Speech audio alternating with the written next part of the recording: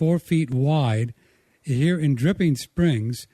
And then I started my market and all that, and I've never really used it. Do you believe it? But it's all set up, and we're going to do it now this year. If I don't get it right away, we're going to do it at least for a fall garden. But I may just roll with it now because in Texas you can do it anytime, right? It doesn't matter. It does get a little hot here.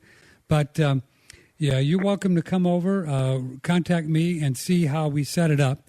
And also we're going to put some videos on our website so you can watch as well. Now, Don, the way you helped me set up was with gravel, right? Yes. So there's no dirt whatsoever. No, none whatsoever. My 2 farms were with gravel, but I built other kinds where you just have a tube with water flowing through it continuously. It's a 4-inch tube with a hole in the top to put your plant with a little sponge around hanging into the water, and the water moves by continuously. Oh. That works as well. Plants love moving water because you get a lot of oxygen in the water. And would you have this water moving like constantly or just every now and then? No, I have it moving continuously past the roots. That's one way. And another way is to have a trays where the water stays in and then you change it every so many minutes. Yeah, that's another kind because it needs to get new oxygen to the plants. Now, the way he set up myself up, folks, is it's a bed, but it slants, right? And we have lots of gravel. It's like little pea gravel. And then we have a tank that I mix with rainwater and ocean water to a specific total dissolved solids, right down for about 1,500 parts per million. And then you can just turn on a crank, and it just automatically fills up the bed, and which the roots are down in the gravel. Huh, Don Jansen? That's right. And That's all they need. And then I would only have to get them wet a couple times a day? Once a day. Once a day. Yeah, that's all. Once a day, and the gravel holds moisture. The sand piles hold moisture very well. So I see. Yeah. Yeah. And then you use the same, you pump, you drain it back. Then you drain it back because it's on a slant, folks, so it drains back out to a little barrel, and we have a float pump, and the float pump, when it gets full, it puts it back into the big barrel. So it's all done with just one little pump. Very, very small pump. Correct. And then you can use the same, people keep, because the fertilizer companies have hoodwinked farmers into believing, you need 50 pounds on acre this year, you're going to need 80 pounds next year. They keep dumping it on our soil. And if you ever grow hydroponically, you find out that I actually lost very little nutrition out of the ocean water. The water evaporated and my concentration of nutrition got stronger daily. And I'd have to add fresh water in the middle of the month. No kidding. Yeah, I never added fertilizer ever after the first dose. You'd actually have to add more water because that's amazing. Because those little roots don't eat that much. We keep thinking like our obese Americans eat. That's what we were thinking of. Uh-huh. And, of course, the fertilizer company loves to say a lot of fertilizer, so they're never going to tell you that, hey, the plants don't eat much. Mm-hmm. So they dump a lot on there, and that's why we have toxic lakes and rivers, because that runoff is terrible. It's way too much. Mm-hmm. It's way too excessive. Mm-hmm. Now, and I found out from Don Jansen that the dirt doesn't do anything. The dirt is just a medium like the rocks. What the plants need are nutrients, right? Right. Uh-huh. If the soil has nutrition in it, you're lucky.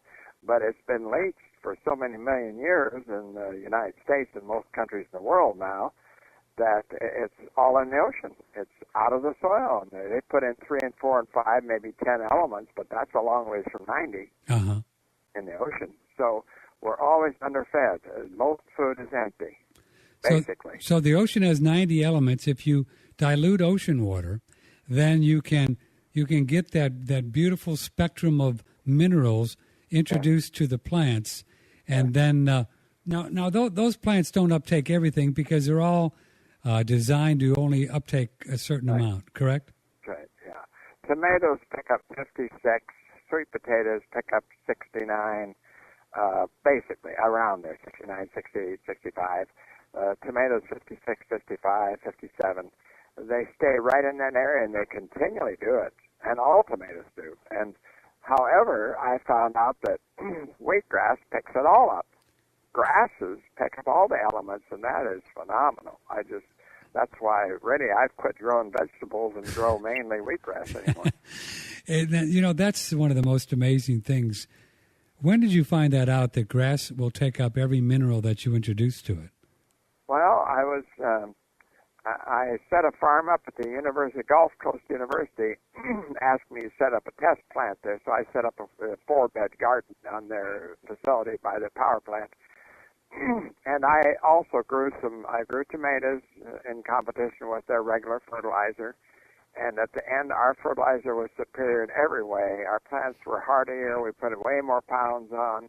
The tomatoes lasted way longer. Everything was better in every aspect. So, but when I was finished, I had set some of the tomatoes, and I had put basil as a companion plant between the tomatoes. And I also had grass growing on the side, not on the beds, but on my own. So I took those good tomatoes and my wheatgrass and checked the enzymes in the lab close by here in Gainesville. And it came back that the essential amino acids of wheatgrass were 5 times higher than my ocean-grown tomatoes, all 21. And I thought, why am I knocking myself out for 3 months to grow a tomato when wheatgrass I can clip every 10 days, and I have a food that has 5 times more amino acids. It picks up all the elements. I had that tested, and sure enough, it took all of them. It's such a superior plant when you feed it ocean water that it's not worth growing other food. Yeah, but then you got to eat grass your whole life, though. That could get boring. Well, the cattle don't seem to mind it, so I figured I'd join them. The buffalo. Yeah, the buffalo. Don Jansen's with us. If you'd like to join us, 888-1net6, 888-1net6 is the telephone number on One Radio Network. I just think it's amazing that with all the species on the planet, that grass, which is, I would assume, one of the more plentiful species on the planet, in God's infinite wisdom, will uptake every mineral that you introduce to it. Yeah, it's just so mind-boggling. And now I understand why the animals don't have desserts and appetizers and a steak every day. And they just graze all day long, and they're healthy, and they're hardy, and they're fat, especially if they get the elements put on their grass. Oh, my goodness, they go crazy. Oh, you mean if you... Well, if I spread ocean water on the grass that they're eating, they don't stop. They stand right there and graze that grass and leave all the rest of it go, because they can taste they got a nutritious piece of grass here.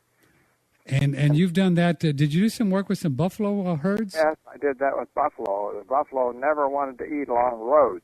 Right. So I took ocean water and I put it along the roads, and the buffalo wouldn't quit. They came to the road and they laid down and they ate on that, and they all summer that summer they stayed by the road.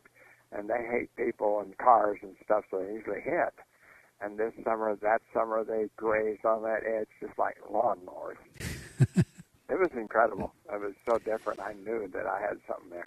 Well, animals know they know intuitively what's in the grass. I mean, I watch my dog sometime, Bria, a golden retriever, who you'll probably hear bark during this broadcast. She's right outside, and she'll as you know, folks, if you have animals, she'll just pick around and smell and walk around, and she'll know exactly what to eat. Some stuff, she turns up her nose, and all of a sudden she goes, "Oh yeah, this is good." They just know, man. They just know.